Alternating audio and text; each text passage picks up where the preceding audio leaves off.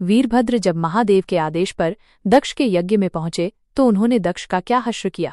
शिव पुराण के अनुसार जब वीरभद्र वहां पहुंचे तब सबसे पहले उन्होंने विष्णु जी को डांटा। तब विष्णु जी ने कहा, महाबाहु वीरभद्र, मैं भगवान शंकर का सेवक हूँ। दक्ष अज्ञानी है परंतु मेरा भक्त भी है और भगवान शंकर भी भक्त के अधीन रहते हैं, इसलिए मुझे यहाँ आना पड़ा।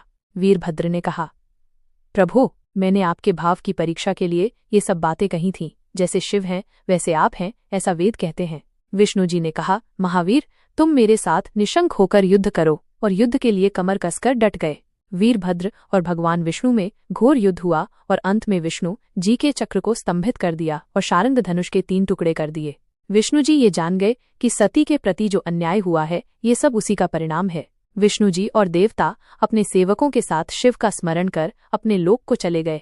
विष्णु जी के चले जाने के बाद सभी देवता शिवगणों से डर के भागने लगे और विध्वंस निकट देखकर यज्ञ भी मृग का रूप धारण करके भागने लगा। वीरभद्र ने उसे देख पकड़ लिया और उसका मस्तक काट दिया।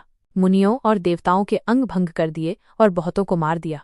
प्रतापी मणिभद्र ने भृगु को उठाकर पटक दिया और उनकी छाती को पैर से दबाकर उनकी दाढ़ी मूछ नोच ली। चंड ने पूषा के दांत उखाड़ लिए, क्योंकि जब दक्ष महादेव को बुरा भला कह रहे थे तब वे दांत दिखाकर हंस रहे थे। नंदी ने भग को पृथ्वी पर दे मारा और उनकी आंखें निकाल लीं, क्योंकि जब दक्ष शिव को शाप दे रहे थे तब भग आंखों से अपनी प्रसन्नता दिखा रहे थे। वहां जो मंत्र तंत्र तथा दूसरे लोग थे उनका भी बहुत तिरस्कार किया। दक्ष भय के मारे छुप गए थे। वीरभद्र उनका पता लगाकर उन्हें बलपूर्वक ले आए। फिर उनके दोनों गाल पकड़कर उन्होंने उनके मस्तक पर तलवार से आघात किया, परंतु दक्ष का सर कट नहीं सका। जब वीरभद्र को ज्ञात हुआ कि कोई भी अस्त्र शस्त्र दक्ष के मस्तक को भेद नहीं सकता, तब उन्होंने दक्ष की छाती पर पैर रखकर दबाया और दोनों हाथों से गर्दन मोड़कर तोड़ डाली और फिर सर को अग्निकुंड में फेंक दिया और कैलाश पर्वत को चले गए। हर हर महादेव।